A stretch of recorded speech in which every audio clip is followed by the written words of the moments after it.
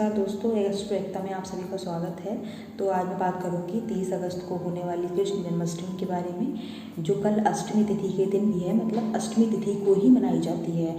ये अष्टमी तिथि जिसको हम जन्माष्टमी के रूप में मनाते हैं, इस दिन भगवान श्री कृष्ण का जन्म हुआ था।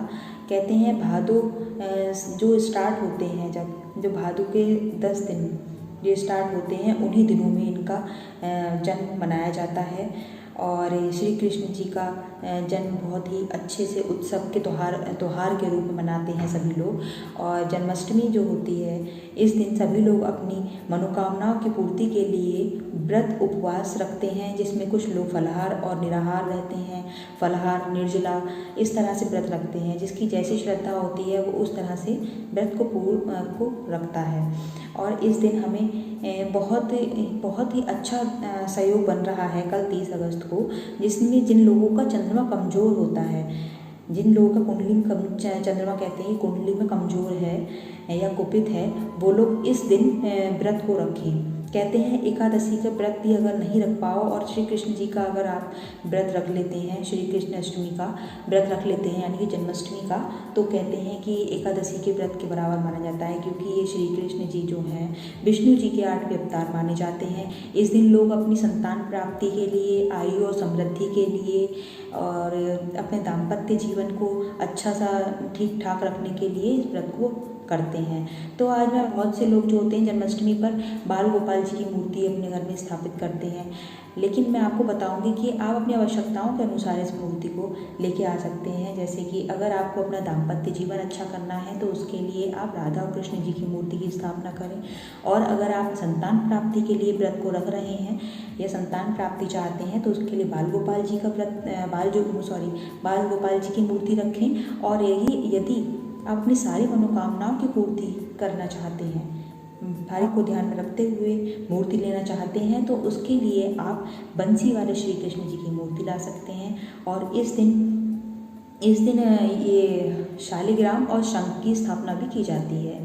तो आइए अब हम बात करते हैं कि हमें किस तरह के श्रृंगार करना चाहिए, मतलब श्री कृष्ण जी का किस तरह से श्रृंगार हो श्री कृष्ण जी का। यानी श्री कृष्ण जी का श्रृंगार में फूलों का बहुत महत्व है। यानी कि पीले रंग के फूल, पीले रंग के वस्त्र, पीले रंग की मतलब जो गोपी चंदन होता है, मतलब जो चंदन होता है, वस्त्र, चंदन और सुगंध, इनका सबका श्रृंगार करें। काले रंग का इस्तेमाल बिल्कुल भी ना करें, काले रंग का प्रयोग बिल्कुल ना करें। काले रंग का और नीले रंग का बैजंती, अगर हो सके तो बैजंती और बैजंती के जो फूल होते हैं उनका बहुत महत्व है, कृष्ण जी को बहुत पसंद हैं, तो इसलिए आप बैजंती के फूलों को भी विशेष महत्व दे सकते हैं। अगर हो सके कहीं मिल जाएं आपको अच्छे से ईजीली, तो आप उसको इनकी पूजा में मतलब सर्वोत्तम माना जाता है इनकी पूजा में। और कदम के फूलों का भी बहुत इनका महत्व होता है, कदम के फूलों को भी आप रख सकते हैं।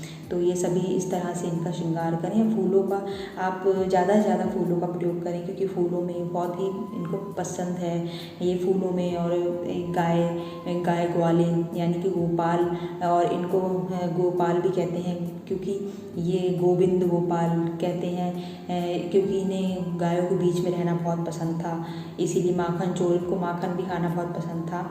तो आप इस दिन आप गाय भी एक घर पे लेके आ सकते हैं। यानी कि गाय किस तरह से आप मतलब मूर्ति के रूप में लेके आ सकते हैं, जो कृष्ण जी के साथ में स्थापित कर सकते हैं आप। और क्या होगा इनका प्रसाद, पंचामृत जो होता है बहुत ज़रूरी होता है अर्पित करना। उसमें तुलसी जो होती है, तुलसी दल जो होता है बहुत ज़रूरी होता है डालना। तो मेवा, माखन, मिश्री का भोग लगाएं इनको।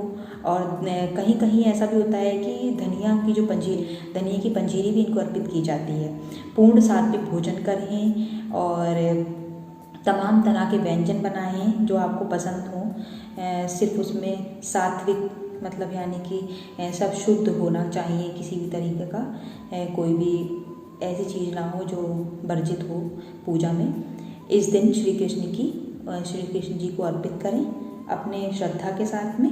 और अच्छे से भोग लगा के, और उसमें तुलसी जी का जो है प्रयोग जो है आप जरूर करें। तुलसी दल यानी कि तुलसी की आप माला भी बना अर्पित कर सकते हैं। तुलसी के जो है हल्के हल्के बांध के जो पत्ते होते हैं तुलसी जी के हल्के हल्के बांध के और इनके अर्पित कर सकते हैं आप। ये बहुत प्रसन्न होते हैं। विष्णु जी की भी प्रिय है तुलसी जी, और श्री कृष्ण जी की भी बहुत प्रिय है, तो आप इनको तुलसी जी भी अर्पित कर सकते हैं। जन्माष्टमी मतलब आपको जन्माष्टमी का पर्व मनाना है तो आप किस तरह से मनाएं। प्रातःकाल स्नान आदि करके आप निर्वृत्त हो जाएं और एक संकल्प लें कि आज आप जो मनोकामना अपनी मांगना चाह रहे हैं उस मनोकामना को मन में रखते हुए एक संकल्प लें कि आप किस तरह का व्रत रखेंगे, निराहार रखेंगे, निर्जला रखेंगे या फलाहार करेंगे।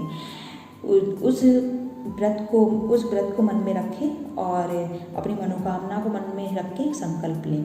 और इस दिन बिल्कुल सात्विक शुद्ध मन से, एकदम स्वच्छ मन से एकदम, और मध्य रात्रि तक भगवान श्री कृष्ण का भजन कीर्तन करें, यानी कि जो रात्रि जागरण इसमें महत्व रखता है। रात्रि जागरण करें और सात्विक भोजन करें और उनकी प्रतिमा, उनकी धातु की प्रतिमा होती है, सभी घर में धातु की प्रतिमा बाल गोपाल जी होते हैं, तो धातु की प्रतिमा जो होती है उसे एक पात्र में रखें। उसे पात्र में रखने के बाद उसमें ध्यान कराना है श्री कृष्ण जी को। सबसे पहले क्या लेना है, उसमें हमको दूध, दूसरा शहद, तीसरा दही, और अंत में इनको घी से स्नान कराएं। इसके पश्चात आप फिर जल से उनको पूरा स्नान कराएं। उसके बाद आप पीताम्बर पुष्प और अर्पित करें, और इसके पश्चात फिर ध्यान करें इनका, विष्णु जी का ध्यान करें, श्री कृष्ण जी का ध्यान करें और अपनी सारी मनोकामनाएं मांगें। और पीले रंग, और एक ध्यान के रखने वाली बात, बहुत इम्पोर्टेंट बात है कि आप जो भी चीज़ें इनको अर्पित कर रहे हैं श्री कृष्ण जी को, वो आप जो शंख होता है, आप हर किसी घर में होता है जनरली, तो उस शंख में ही डालकर आप इन सब चीज़ों का प्रयोग करें। शंख में आप इन सब चीज़ों को डालें और उसके बाद ही इनको अर्पित करें। इससे शंख जो है एक बहुत ही अच्छा है, मतलब शंख आपके हाथ से मतलब इतनी जल्दी जो है नहीं वो पहुँचेगी वहाँ उन तक आपकी मनोकामना। तो अगर आपके घर में शंख हो तो प्लीज़ आप उसको इस तरह से अर्पित करें, और नहीं हो तो एक सच्चे मन होना चाहिए भगवान के लिए, एक स्वच्छ मन हृदय होना चाहिए, और अपनी मनोकामना में पूरा विश्वास होना चाहिए, श्री कृष्ण जी पर विश्वास होना चाहिए। आप अपने हाथों से भी उनको अर्पित कर सकते हैं, वो सच्चे मन से सभी चीज़ ग्रहण कर लेंगे, क्योंकि बाल कृष्ण जी हैं, आपकी सारी मनोकामनाएं पूर्ण करेंगे।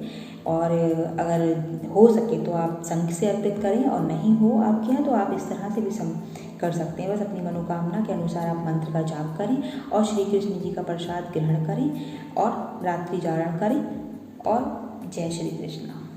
बस इतना ही है इस मेरे वीडियो में, और अगर आपको अच्छा लगता है तो प्लीज़ आप इसको सब्सक्राइब करें। मिलते हैं एक नए वीडियो के साथ में। धन्यवाद।